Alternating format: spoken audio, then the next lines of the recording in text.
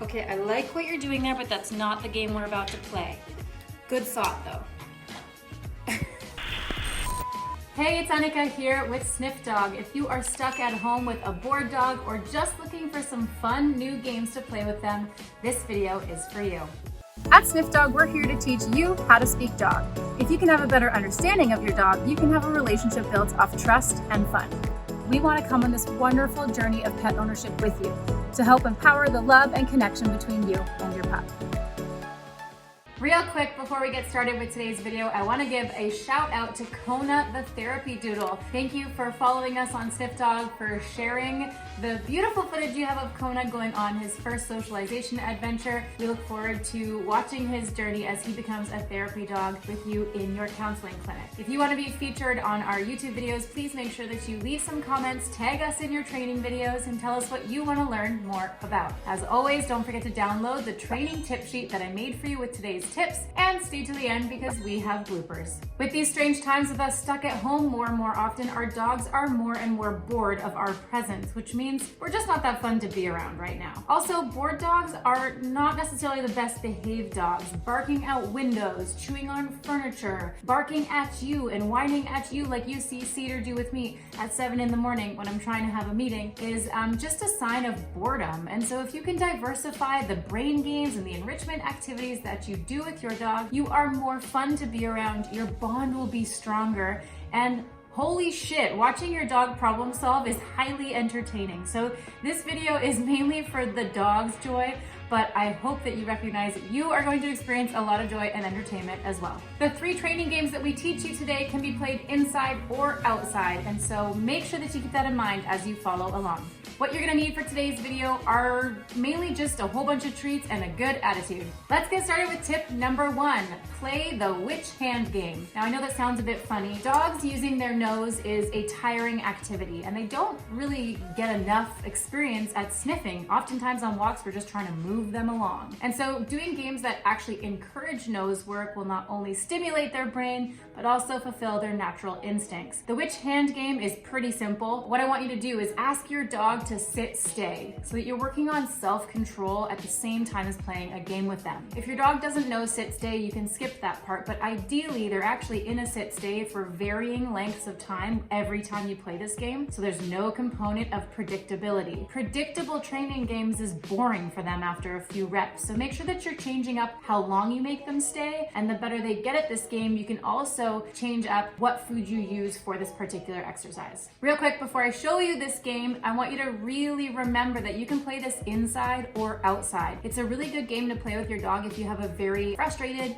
easily stimulated, a dog that's disconnected from you really easily outside, dog with high prey drive, any of these dogs that get really disconnected from you when they're in an outdoor environment. If you play this game inside, we can hope that they're able to focus and play this game with you outside, which means they're paying attention to you out there in the world instead of all the other things that are sort of more exciting. All right, so when your dog is in the position, you are going to let them see you take a treat and put it in your hand. The purpose of this is to not make it too hard too fast. So let them see you put the treat in your hand, and then in front of them, say which hand and place them out in front of them. The farther apart your hands are, the easier it is for them to differentiate which hand has the treat. The closer they are, the harder it is for them to differentiate. So you might want to start with them a bit farther apart until your dog is quite good at this game. Again, you're going to say which hand and then present your hands in front of your dog. Just wait for them to bonk your hand with either a foot or a mouth or a nose, and when they hit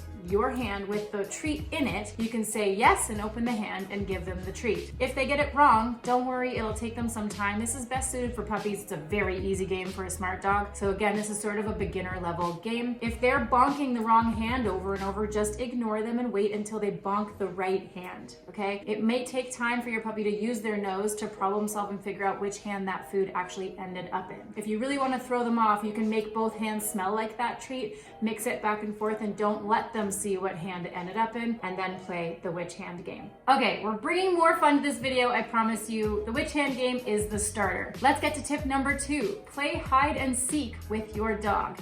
This game is really, really great for relationship building. It also doubles up on recall training. It's best suited for a dog that does not have separation anxiety issues because this can be a little bit stressful for them if they do have that problem. The point is, we're trying to have fun with them and not stress them out by playing this game. If you live by yourself, you can toss a toy and distract your dog in a different area of your house while you go run and hide somewhere. If you live with somebody can restrain your dog and just hold them gently while you go and hide. The whole point is to start in a different room and call your dog's name one time and follow that with a whole bunch of cheerleading noises.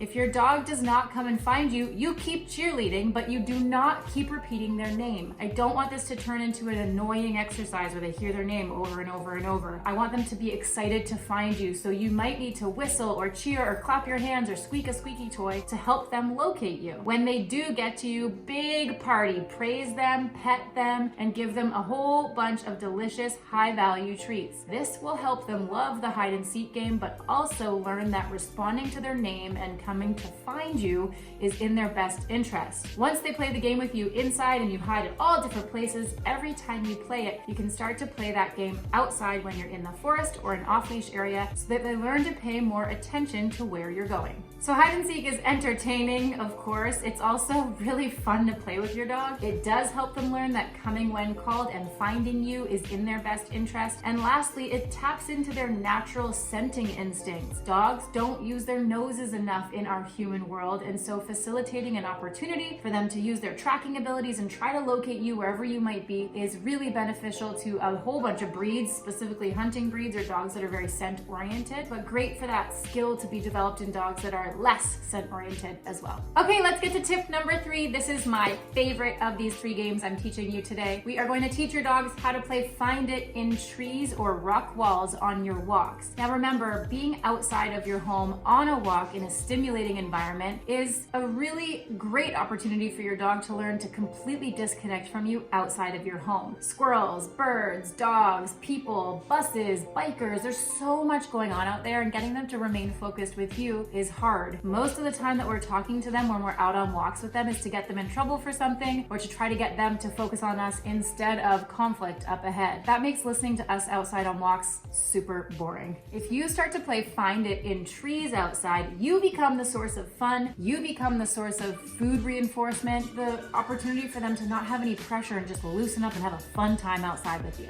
So how it works is when you're walking along the sidewalk, if there are trees available to you, I would ask you to ask your dog to sit stay. So again, we're working on impulse control and patience and self-control in conjunction with a really fun game. If they don't know stay, that's okay. Ask them to sit and then just step on their leash so that they can't be jumping up at the food that you are plotting in the natural environment. When they're in the sit stay or you're stepping on the leash, stash a couple of treats in the bark of the tree if it's available to you. And if there's no trees around, you can look for a rock wall or a brick wall to stuff the treats in the cracks along the rocks. After waiting an undetermined length of time, so the length of time that they are sitting and waiting to be invited to play the game, just like with the other games, should be changing all the time. It shouldn't always be a 5-second stay. The longer they wait, the more patient they have to be, the more you're actually teaching them self-control before they play Find It. Once they've been patient, you can say, Find It, on cue. You can point to the treats and encourage them to use their nose to locate them. In this particular game, I do recommend you keep saying the words Find It until they've located all of the treats. Keep saying Find It in the way that encourages them to continue seeking and searching for what is still left on the tree or in the rock wall. You can point and help them by pointing right towards the treat. That's really okay, but the better they get at this skill, the less tip-off you should be giving them about where the treat treats are that you want them to find. The other way that you can make it really challenging is changing up the height that they have to jump to try to locate those treats. So if your dog's really athletic or loves problem solving or is really good at using their nose, you can start putting those treats really high up on the bark so they have to really stretch their legs and athletically seek out those treats so it's not right at their nose height when they're standing.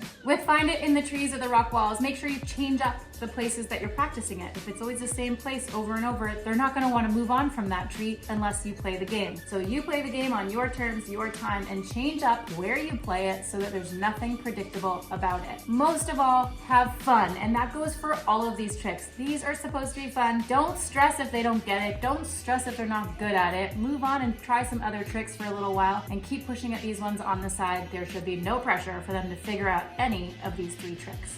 In terms of things to avoid when you're playing these games or tricks with your dog, really nothing other than being too serious. There's really nothing that you can do wrong here. We're just trying to have fun and develop a stronger bond with our dogs. As always, thank you so much for watching today's video. I hope it was helpful for you. But more than that, I hope that your dog has a fun time playing these new games and tricks that I have shared with you today. If you want to learn more about a specific thing, please leave us a message and let us know what you want me to make videos about. We're here for you. Follow us on Instagram. We've got lots of free training tips there. Again, also with Facebook, leave some comments and share our videos with your friends. If you don't already, make sure to follow us and subscribe to us on YouTube and press the notify button so you find out when a new video comes out every week. Don't forget to download the training tip sheet and enjoy the bloopers. I'll see you next week. Ah, no, shit. Shout out to shit treat in one of your hands and not let your see. I haven't even put it in there yet.